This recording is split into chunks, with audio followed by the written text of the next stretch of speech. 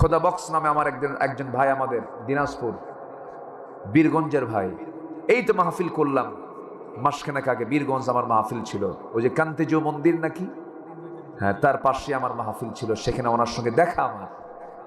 সন্ধ্যার সময় road accident করে ইন্তেকাল করেছে। ইন্না লিল্লাহি ওয়া ইন্না ইলাইহি রাজিউন। আল্লাহ তুমি আমার ভাইটার কবরটাকে জান্নাতের টুকরা বানায় দাও, জোরে বলি আমিন। সম্মানিত বন্ধুগণ,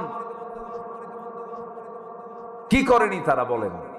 এমন কোন আকাম কুকাম নাই যা তারা বাদ দিয়েছে, সবকিছু তারা করেছে।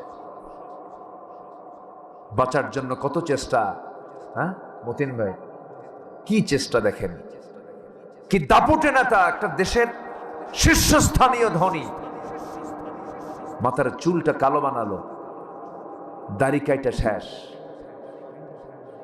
পাঞ্জাবি খুইলা গেঞ্জি পরলো, পাজামা খুলে লুঙ্গি পরলো, সেজে গেল তরকারি বিক্রেতা।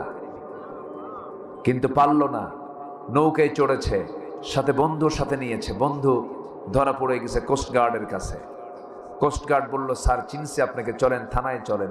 আমি একা আসছি, তাই আমি একা যাবো না তো, আমি তো জামাতের সাথে আসছি। দেখছেন, জামাত ছাড়া উপায় নাই তো, ঠিক আছে না? আমি তো একা আসি না, আমি জামাতের সাথে আসছি। কে ওটা? তো বলতেছে যে দেখো চেনো কি না, চেনা যায় না তো।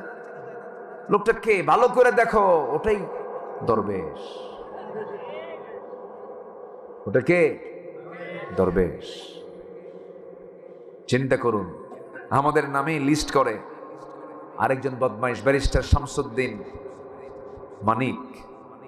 হ্যাঁ, কালা কোয়েন না, আল্লাহ তো কালা বানায় দিছে, তাই না?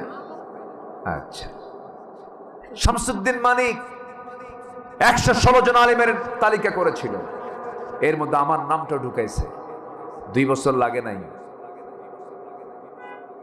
থাকার জায়গা পায় নাই, কলার পাতায় শুয়েছিল।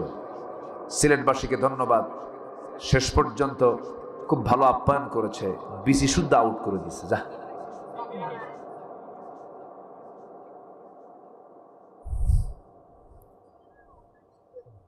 ওরা তালিকা করেছে আমাদের, এখন সময় এসেছে আমাদের তালিকা করা ওদের ব্যাপারে, ঠিক কিনা? এক মাকে শীত যায় না ভাই, এক মাকে শীত যায় না। আমরা কি ক্ষতি নিতে চাই না লাভ নিতে চাই বলেন? আজকে আমার ওয়াজ হলো লাভ আর ক্ষতি, লাভ আর ক্ষতি। তাহলে কি ওয়াজ কি শেষ হচ্ছে না শুরু হচ্ছে?